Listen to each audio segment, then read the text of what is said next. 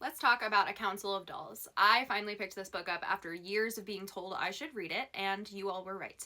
I really enjoyed this book. This is a generational telling of an American Indian family over multiple generations, and it's told through the eyes of not only the girls who are in this family, but also their dolls. Each doll has been crafted differently, given to the children differently, but one thing remains true throughout these generations and these dolls. First of all, they experience the trauma along with the girls that they accompany, and they are passed along to later generations of the family. And these dolls are not only a companion to these girls, but they also have the ability to speak to these girls. This story is very unsettling in the way that it tells a very dark history through children's eyes. But one way that it kind of counterbalances that is by using the dolls as almost um, a set piece for these girls to figure things out that they may not have been able to because of their childlike innocence, because the dolls have more awareness of what's going on around them, because the dolls are almost like adults, to be honest. They advise the girls, they give them advice on all sorts of ranges of things, and the dolls are their protectors in many ways in this story with magical realism.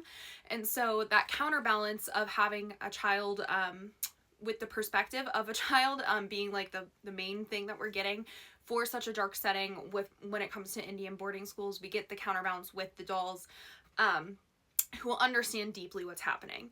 And so that was a very interesting thing, and I think it was extremely well done.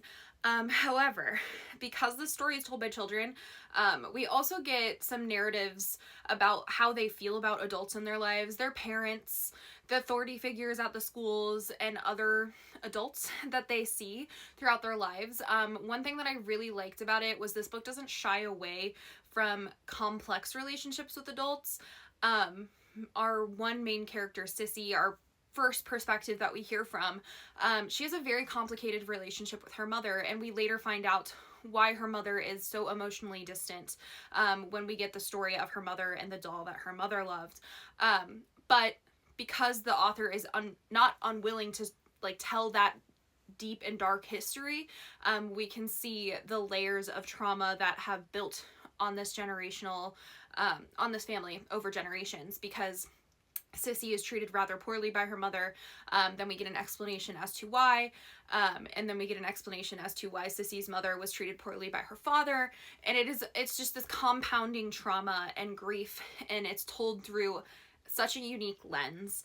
And so I really would suggest reading this book. I think it's a really thought-provoking generational story. I love a generational story. I think I have not encountered one that I've disliked, honestly.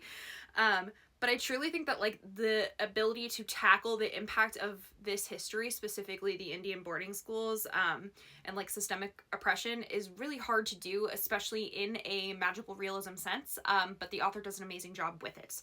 And I have to end by saying, like, the message of books like this are especially important right now as we see families being separated on the streets currently. And it is important for us to look at the past and learn from the past so that we do not repeat these mistakes.